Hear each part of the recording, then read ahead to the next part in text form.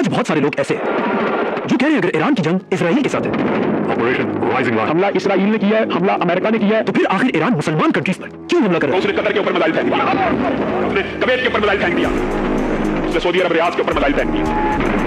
लेकिन ईरान कहता है कि वो मुसलमान कंट्रीज पर नहीं, बल्कि इन मुसलमान कंट्रीज के अंदर अमेरिका और इजराइल के बेसिस को टारगेट कर रहा है।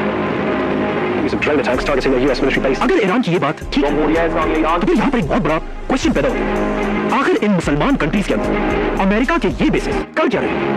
Those are US military bases, a huge presence there. और क्यों इन अरब बादशाहों ने अमेरिका की फौज को अपने मुल्क के अंदर रहने की इजाजत दी है? अमेरिका के इन बेसिस को समझने के लिए हमें थोड़ा पीछे जाना होगा, all the way to world war one.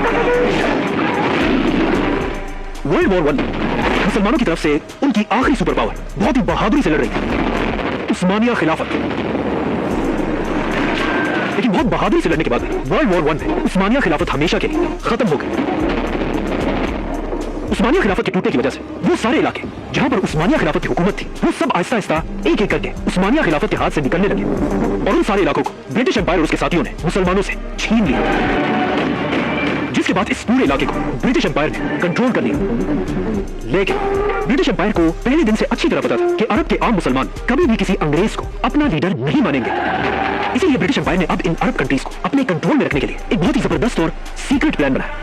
British empire ने अरब के बादशाहों से कहा कि आप ही इन सारे इलाकों के बादशाह रहेंगे, यहाँ के मुसलमानों के सारे फैसले आप करेंगे, यहाँ की सड़कें, ब्रिजेस और बिल्डिंग्स आप ही बनाएंगे, ताकि अरब के लोग आपको भी अपना असल बादशाह समझें। लेकिन असल में ऐसा नहीं होगा, तुम बादशाह सिर्फ सड़कें और बिल्डिंग्स ही बना सकोगे, लेकिन अरब दुनिया की सारी फौज और डिफेंस हमारे पास होगा। मतलब हमारी इजाजत के बगैर तुम बादशाहों की फौज कुछ नहीं कर पाएगी। It had its own king, it had its own navy, it had its own army, but the British Empire was protecting it by occupying and controlling and extracting its resources. जिसके बाद पहली बार पूरी अरब दुनिया में ब्रिटिश एम्पायर ने अपनी फौज के बेसिस बनाए और हिस्ट्री में पहली बार अंग्रेजों की फौज आकर पूरी अरब दुनिया में फैल गई। ये ब्रिटिश एम्पायर का बहुत ही जबरदस्त प्लान था, क्योंकि मुसलमानों को लग रहा था कि उनका बादशाह एक मुसलमान और अरब है, लेकिन असल में ये सारे बादशाह बस पपेट्स थे और पूरी अरब दुनिया असल में ब्रिटिश एम्पायर के इन्हीं बेसिस से चलती थी। आने वाले कई सालों तक दुनिया इसी तरह चलती रही, लेकिन आखिर दुनिया में एक ऐसा वाकया हुआ जिससे ब्रिटिश एम्पायर आहिस्ता आहिस्ता हर तरफ टूटने लगा। World war two. World war two में ब्रिटिश एम्पायर और जर्मनी के हिटलर की लड़ाई शुरू हुई। ये जंग ब्रिटिश एम्पायर जीत तो गई, लेकिन इस जंग में ब्रिटिश एम्पायर का इतना नुकसान हुआ कि आहिस्ता आहिस्ता ब्रिटिश एम्पायर टूटने लगा और ब्रिटिश एम्पायर के पास अब इतना पैसा था ही नहीं कि वो पूरी दुनिया में अपने फौज के बेसिस को मैनेज कर सके। इसीलिए आने वाले कई सालों में आहिस्ता आहिस्ता ब्रिटिश एम्पायर मुसलमान मुल्कों से अपनी फौजें निकालने लगे और आखिर कुछ ही सालों में पूरी अरब दुनिया ब्रिटिश एम्पायर की फौज से खाली हो गई। वर्ल्ड वॉर टू के बाद ब्रिटिश एम्पायर तो तबाह हो चुका, लेकिन ब्रिटिश एम्पायर के बाद अब दुनिया में एक नई सुपर पावर आ चुकी है, अमेरिका। इसीलिए वर्ल्ड वॉर टू खत्म होने से पहले अरब बादशाह अब ब्रिटिश एम्पायर को छोड़कर अमेरिका के साथ मीटिंग्स करना शुरू कर चुके थे। इसीलिए ब्रिटिश एम्पायर के टूटते अब ब्रिटिश एम्पायर की जगह अमेरिका की फौज आकर अरब मुल्कों में अपने बेसिस बनाने लगी, लेकिन ये बेसिस बहुत ही छोटे छोटे थे और सिर्फ अरब की ऑयल की हिफाजत के लिए थे। लेकिन पहले ही दिन से अमेरिका बिल्कुल ब्रिटिश एम्पायर की तरह अरब मुल्कों में अपने बड़े बड़े बेसिस बनाना चाहता था और अमेरिका चाहता था कि जिस तरह इससे पहले ब्रिटिश एम्पायर अपने इन बेसिस से अरब के बादशाहों को अपने कंट्रोल में रखता था, अब उसी तरह अमेरिका अपने बड़े बड़े बेसिस बनाकर इन अरब बादशाहों को अपने कंट्रोल में रखे। लेकिन ये कोई आसान काम नहीं था, क्योंकि अब अमेरिका के सामने एक ऐसा बादशाह आ चुका था जो अमेरिका को ऐसा करने की इजाजत नहीं दे रहा था। और ऑफ कोर्स ये वही बादशाह था जिसका नाम हम इस चैनल पे बार बार लेते हैं, सऊदी अरब का बादशाह शाह फैसल। शाह फैसल ने आते ही सबसे पहले अमेरिका के छोटे छोटे बेसिस को सऊदी अरब से बाहर निकलने का हुक्म दिया, जो इससे पहले उसके बाप अब्दुल अजीज ने बनाए थे। शाह फैसल की पूरी बादशाह पूरी अरब दुनिया में सिर्फ एक अमेरिका के बेस के अलावा और कोई भी बेस नहीं था। लेकिन जैसे ही शाह फैसल को अचानक धोखे से शहीद कर दिया गया, शाह फैसल के बाद उसका भाई खालिद सऊदी अरब का बादशाह बना। शाह खालिद बिल्कुल भी अपने भाई की तरह नहीं था कि वो सुपर पावर अमेरिका के सामने खड़ा हो सके। इसीलिए अब शाह फैसल के जाने के बाद अमेरिका आसानी से अपने पुराने प्लान पर काम कर सकता था और सारे अरब कंट्रीज में अपने बेसिस बना सकता था। लेकिन हमेशा की तरह अब भी अमेरिका को एक ऐसे बहाने की जरूरत है जिससे वो अरब दुनिया की तरफ अपनी फौज भेजे, और आखिर अमेरिका को यह बहाना मिल गया और अमेरिका के इस बहाने का नाम था सद्दाम हुसैन। जैसे सद्दाम हुसैन इराक का बादशाह बना, पहले तो वो अमेरिका और अरब के बादशाहों का बहुत क्लोज दोस्त था, बल्कि इन्हीं के कहने पर सद्दाम हुसैन ने आते ईरान के खुमैनी पर हमला कर दिया, जिसके बाद सद्दाम हुसैन ने अगले 8 साल तक ईरान के साथ एक बहुत ही खतरनाक जंग लड़ी। जंग की स्टार्टिंग में तो ऐसा लग रहा था कि सद्दाम हुसैन ने जंग जीत जाएगा, लेकिन जैसे जैसे जंग गर्म होती और आहिस्ता आहिस्ता सदाम हुसैन के पास ये जंग लड़ने के लिए पैसे खत्म होने लगे। इसीलिए अब सदाम हुसैन अपने आप को बचाने के लिए अपने इन अरब दोस्तों से बहुत सारा कर्जा लेने लगा। ये लेकर अरब बादशाहों ने भी सदाम हुसैन को खुशी से बिलियंस ऑफ डॉलर्स का कर्जा दिया। कहा जाता है ये कर्जा $60 बिलियन था। लेकिन ये सारा पैसा लेने के बाद भी 8 साल के बाद सदाम हुसैन ये जंग बुरी तरह हार गया। जंग खत्म होने के बाद अरब बादशाहों ने सदाम हुसैन से कहा कि अब तो जंग खत्म हो चुकी है, तो अब अच्छे बच्चों की तरह हमारा सारा कर्जा हमें वापस दो। लेकिन ये सुनकर सद्दाम ने इन बादशाहों से कहा कि किस चीज के पैसे? ये जंग तो मैंने तुम लोगों के कहने पर लड़ी और अब तुम लोग मुझसे कर्जा वापस मांग रहे हो। मतलब सद्दाम हुसैन ने क्लियरली इन अरब बादशाहों को बता दिया कि मैं तुम्हें ₹1 भी वापस नहीं दूंगा। और यहाँ से पहली बार अरब बादशाहों और सद्दाम हुसैन की आपस में दुश्मनी शुरू हुई।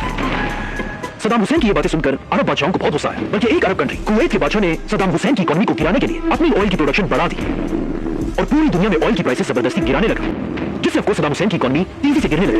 ये देखकर वो सदाम हुसैन जो किसी जमाने में इन अरब बादशाहों का बहुत अच्छा दोस्त था, अब इन अरब बादशाहों से नफरत करने लगा। और आखिर सदाम हुसैन ने फैसला किया कि अब वो कुवैत के बादशाह को सबक सिखाने के लिए पूरे कुवैत पर हमला करेगा। लेकिन हमला करने से पहले सदाम हुसैन को सिर्फ एक चीज का डर था और वो था सुपर पावर अमेरिका।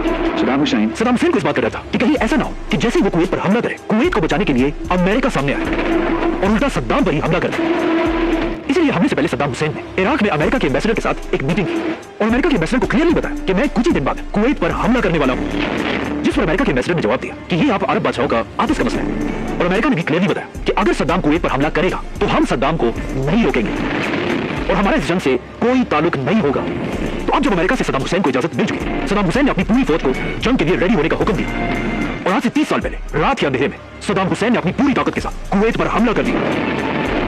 इराक की पूरी फौज कुवैत के अंदर घुस गई। कुवैत इराक के पास एक छोटा सा मुल्क है जिसके पास अपनी कोई ज्यादा फौज थी नहीं, इसलिए सद्दाम हुसैन ने सिर्फ 2 दिन के अंदर पूरा कुवैत फतह कर लिया। और कुवैत फतह करते ही सद्दाम हुसैन के पास कुवैत की पूरी ऑयल का कंट्रोल दिया, जहां हर दिन ऑयल के मिलियंस ऑफ बैरल्स बनते थे। और इस तरह सिर्फ 2 दिनों में सद्दाम हुसैन अरब दुनिया का सबसे ताकतवर बादशाह बना, जिसका सद्दाम हुसैन और उसके बेटे जश्न मना रहे थे। लेकिन सद्दाम हुसैन को पता नहीं था कि आगे उसके साथ क्या होने वाला है। जैसे सद्दाम हुसैन ने कुवैत को फतह किया, इससे पहले अमेरिका ने सद्दाम हुसैन को कुवैत पर हमले की इजाजत दे दी थी और सद्दाम से कहा था कि हम तुम्हें कुछ नहीं कहेंगे। लेकिन जैसे ही सद्दाम हुसैन ने कुवैत फतह कर लिया, अमेरिका ने अचानक अपना पूरा स्टांस बदल दिया और यहाँ से अमेरिका की एक ग्रैंड साजिश शुरू हुई। अमेरिका बिल्कुल सीक्रेटली अरब के बादशाहों से मिलने लगा और उन्होंने कहा कि सद्दाम सिर्फ कुवैत नहीं बल्कि कुवैत के बाद एक एक करके तुम सारों को भी नहीं छोड़ेगा।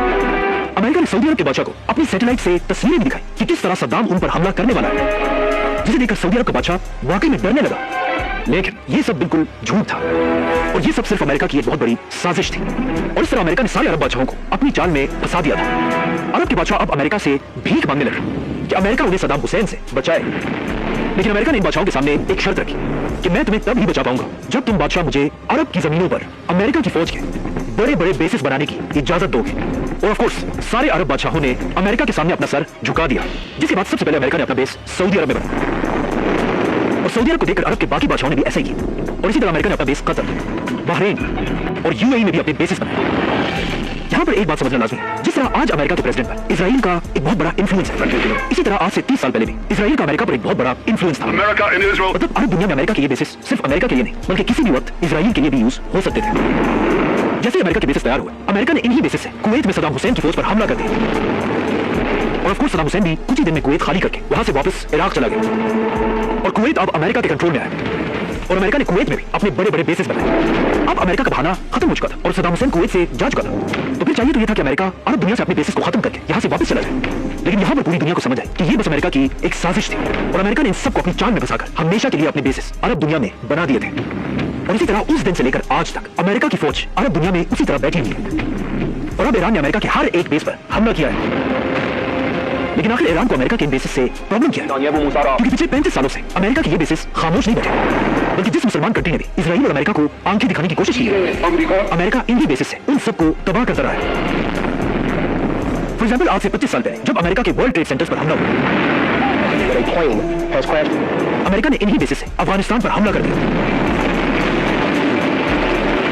और अफगानिस्तान की गवर्नमेंट को वहां से हटाकर अमेरिका ने वहां भी अपना एक नया बड़ा बेस बनाया, बगराम एयरबेस। और अफगानिस्तान की 20 साल की जंग में अमेरिका इन्हीं बेसिस को यूज करता रहा। अफगानिस्तान के बाद अमेरिका ने अपना दूसरा हमला इराक के सद्दाम हुसैन पर किया। ये हमला भी अमेरिका ने अपने इन्हीं बेसिस से किया और फिर अपने इन्हीं बेसिस से अमेरिका ने पूरे इराक को तबाह कर दिया। इन्हीं बेसिस से अमेरिका सीरिया पर भी बमबारी करता रहा और इवन गद्दाफी को भी मारने में अमेरिका के इन बेसिस को कहीं ना कहीं यूज किया गया। और सिर्फ यही नहीं बल्कि यही वो बेसिस है जिनसे अमेरिका हमेशा इजराइल को प्रोटेक्ट करता रहता है। फॉर एग्जाम्पल आज से कुछ साल पहले जब इजराइल ने गजा पर हमला किया, ये देकर यमन की गवर्नमेंट ने ऐलान किया कि आज के बाद इजराइल की तरफ जो भी कश्ती हमारे पास से गुजर कर जाएगी हम उसे उड़ा देंगे, जिससे इजराइल की इकोनॉमी को एक बहुत बड़ा झटका भी मिला था। लेकिन अब जब इजराइल की इकोनॉमी खराब हो रही थी, अमेरिका के इन ही बेसिस से अमेरिका ने यमन पर 1000 मिसाइल फायर कर दिए।